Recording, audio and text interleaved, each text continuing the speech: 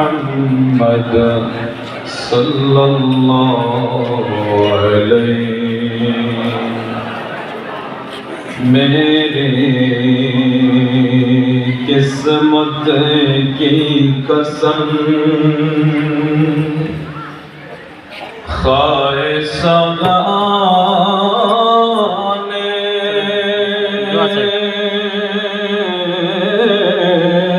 Baghdad मेरी किस्मत की कसम खाए ज़बाने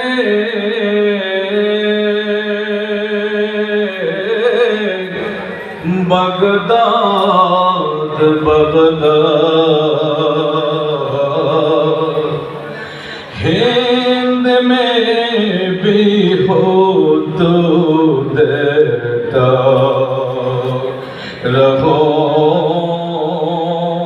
पहाड़ा तेरा सल्लल्लाहु अलैहि वसल्लम सल्लल्लाहु अलैहि वसल्लम। मुअज्जिज़ सदर मोहतरम उपस्थित आयोजित ঐতিহাসিক কুমিল্লার প্রাণকেন্দ্র শিল্পীগণ একাডেমি মিলনায়তনে আশিকদের বক্তব্য মুরিদের মাথার তাজ শেখ শাহজাদা সৈয়দ গোলাম মোহাম্মদ আব্দুল কাদের কৌকাফির সাহেব কেবলা আল্লাহ হুজুর কেবলার হায়াতে বরকত দান করুক, হুজুর কেবলার শরীরকে সুস্থতা দান করুক। আওয়াজ করে বলুন আমিন।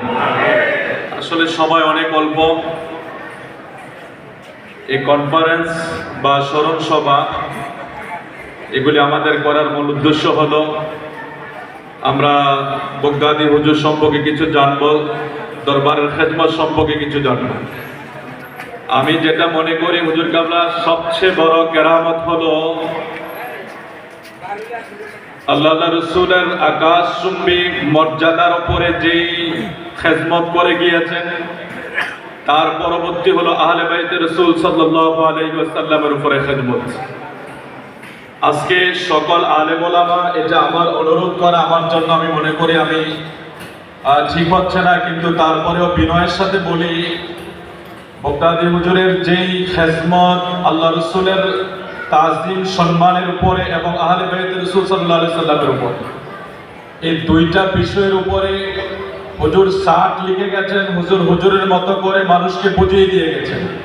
60-এর মাধ্যমে বিভিন্ন লিখিতের মাধ্যমে একেবারে সাধারণ থেকে অসাধারণ ব্যক্তি পর্যন্ত বোঝার জন্য যেভাবে হোক ওই যুগের অনুযায়ী তৈরি করে গিয়েছেন। কিন্তু বর্তমান সময় এসে যেহেতু আমাদের সবাই আমাদের কাছে ডকুমেন্ট চায়, আমাদের কাছে দলিল চায়, আমরা যদি সেই বিষয়গুলো একটু গবেষণার দিকে নিয়ে মানুষের মাঝে আহলে বাইতে রাসূল সাল্লাল্লাহু আলাইহি ওয়াসাল্লামের বিষয়টা কোরআন হাদিস মোতাবেক পেশ করতে পারি, কারণ আমরা ছোটকাল থেকে এত ইয়াজিদি দেখি নাই।